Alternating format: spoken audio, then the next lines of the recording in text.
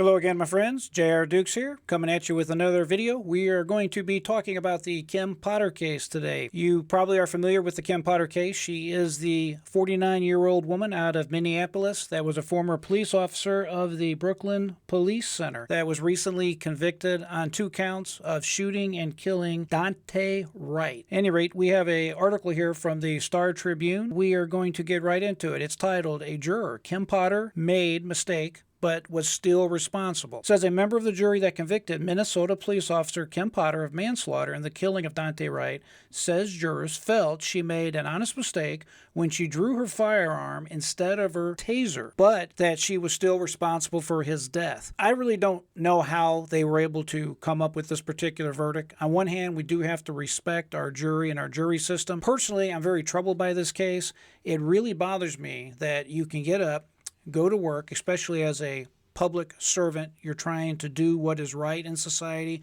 You're trying to help maintain law and order. And then, boom, some kind of tragedy happens, some kind of mistakes happen, and you are looking at spending potentially the rest of your life or a big chunk of your life in prison. And that should be something concerning to each and every one of us. The juror spoke with CARE TV reporter Lou Reguz on the condition of anonymity due to what the station described as public animosity surrounding the case. It published the story Wednesday. The juror said no one felt Potter was racist or meant to kill Wright, but that doesn't mean she was above the law. I'm not sure what they're talking about here, this particular juror. I don't think there's any evidence that says she was above the law or that she felt she was above the law. When I watched this particular case, she looked like someone's mom. To me, that's very troubling. She looked like a normal person. I didn't get any kind of vibe from her whatsoever that she thought she was better than everybody or she had some kind of syndrome similar to maybe what Derek Chauvin had. That's simply just not the case. So I'm not sure where this comment came from. I don't want to speak for all the jurors, but I think we believe she was a good person and even believe she was a good cop. The juror said no one felt she was intentional in this. It's ludicrous that some people are assuming that we thought she was a racist. That never came up or anything like that. We felt she was a good person. We felt she made a mistake. And that a mistake does not absolve you from the fact that she committed a crime. Again, I'm really troubled by this. I think one of the biggest problems in this case was the attorneys that she had representing her. Her attorneys, in my opinion, were just terrible. And as we get into the article, this particular juror says pretty well the same thing. I don't know. Yeah, I watched it. I just, frankly, had a lot of issues what was with the outcome and exactly how the case was put on by her defense. Getting back to the article, it says, being a good person doesn't mean you're above the law. I don't think anyone felt she wanted to kill anybody that day. This was a tragedy all the way around. Potter shot and killed the 20-year-old Wright in April as he tried to drive away from a traffic stop in Brooklyn Center, a Minneapolis suburb. Potter, a 26-year veteran on the city's police department, said she meant to use her stun gun on Wright, but didn't realize she had actually drawn her firearm, her side pistol. Wright was a black male, and the shooting happened as another white officer, Derek Chauvin, was standing trial in nearby Minneapolis for killing George Floyd. It set off a wave of angry protest in Brooklyn Center. Potter, 49, resigned from the police department 2 days after the shooting. Prosecutors charged her with first and second-degree manslaughter, and of course she was subsequently convicted on both counts. Potter took the stand in her own trial, saying she was sorry for the incident that happened and that the traffic stop just went chaotic. Them are her words. The jury deliberated for 27 hours over 4 days before convicting her on both counts. On December 23rd, she faces close to 7 years in prison under Minnesota sentencing guidelines, though prosecutors said they would seek a longer term. There is something in Minnesota under the law called a Blakely factor. Basically, if certain factors exist, they can ask a judge for a upward departure in a sentence. In other words, they really want to stick it to this woman, which of course I find just absolutely outrageous for a mistake. Really, this young man that got killed, it was definitely a tragedy.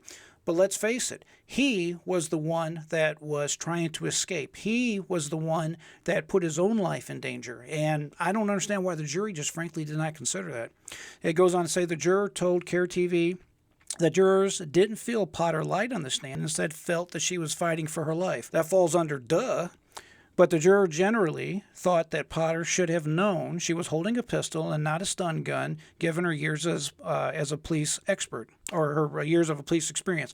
The juror said that a turning point in deliberations came when jurors handled Potter's stun gun and pistol and felt the difference. The gun was about twice as heavy, and the two weapons had several differences on how they were unholstered and fired, said the juror. The taser kind of felt like a mouse click. I guess you talk about a computer, whereas the pistol's trigger had some draw to pull the trigger. The juror said Potter's attorney seemed disorganized. The juror rejected their argument that Wright caused his own death by resisting. This is, in my opinion, just void of logic. I do not understand how the jury reached this particular type decision. I think it was a clear mistake that the judge allowed the jury to basically handle the taser and the firearm independently on their own without any further type of testimony or without being supervised directly by both sides, the defense and the prosecution. You generally do not allow for a jury to basically experiment and test things on their own. It's just not allowed under the rules of evidence.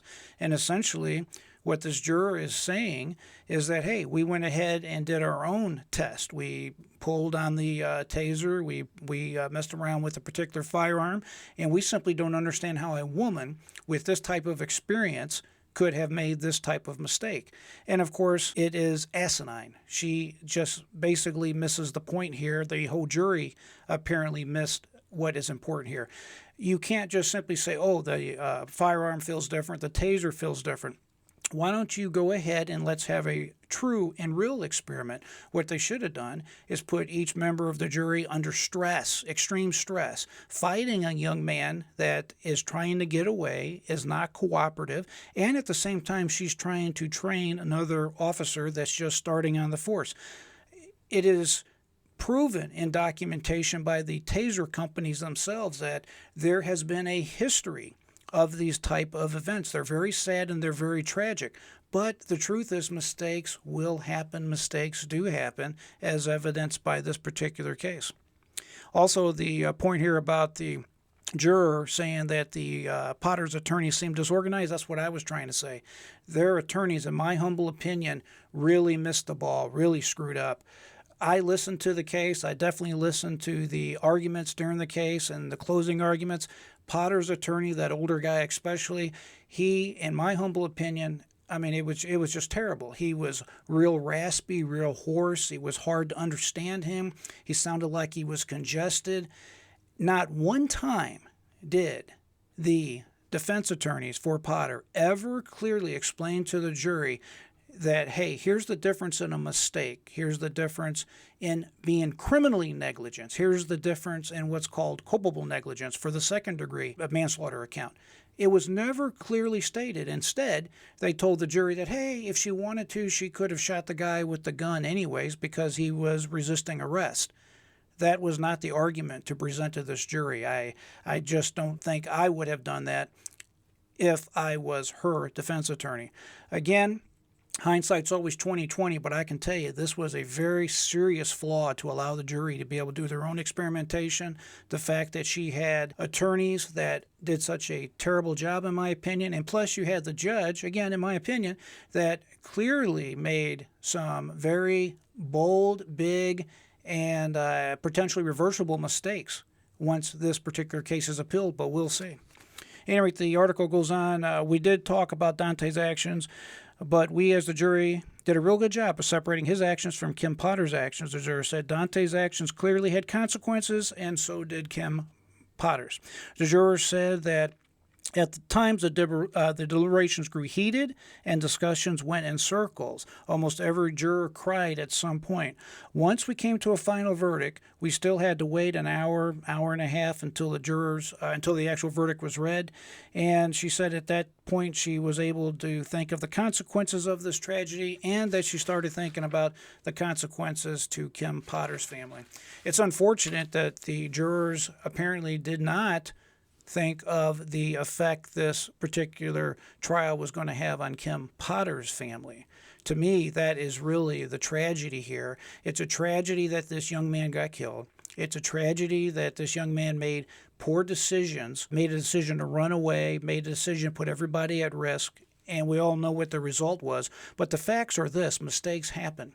Had that young man not made the decision to defy the police and defy a lawful order, this tragedy would not have happened. And how they were able to convince 12 men and women that Kim Potter was criminally negligent to the point where she is potentially going to be incarcerated for up to 15 years, if not more, is beyond me and is an outrage. And this is why I talk so much about this on my channel. You really have to be careful not to get yourself in trouble in the legal sense. Most of us, the vast majority of us, do not think of this on a day-to-day type basis. But I can promise you the prisons are full of people that one day were just a normal mom and dad, a normal whatever, going about their lives. And then boom, the next day, they're incarcerated for a long, considerable amount of time. An example would be somebody goes to lunch with a friend.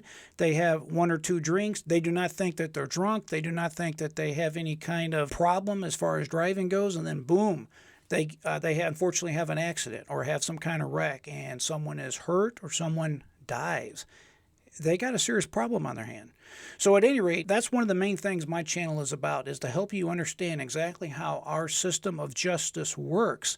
And God forbid, if you're ever caught up in it, what steps you can do to minimize the problems you might have in our particular justice system. And I would also say I am really concerned about false convictions, people that are convicted that don't deserve to be convicted, or that are just completely innocent. An example of Kim Potter right here. This is a tragedy. This is a woman that has devoted herself to public service for 26 plus years. She has not had one person complain from the general public that she has done something improper or done something that has caused them concern. And she's out training some individual, helping the future society of police officers, and boom, a individual causes a problem by refusing to be arrested and drives away. Even after he's shot, he drives away. And now, unfortunately, Kim Potter is going to be losing a big chunk of her life very soon. And it's unfortunate. It is truly a tragedy. If you have any comments, please take a moment and leave them in the comments below. If you ever need to reach me for any reason, or if you want to comment directly to me, you could always reach me at ReachJRDukes@gmail.com. I'll put the information below this particular video so that you can reach me or contact me anytime. At any rate, I do appreciate you joining me today. It's always my pleasure to talk with you, and I do appreciate your time. I'm coming to you from beautiful Zephyr Hills, Florida. I am J.R. Dukes.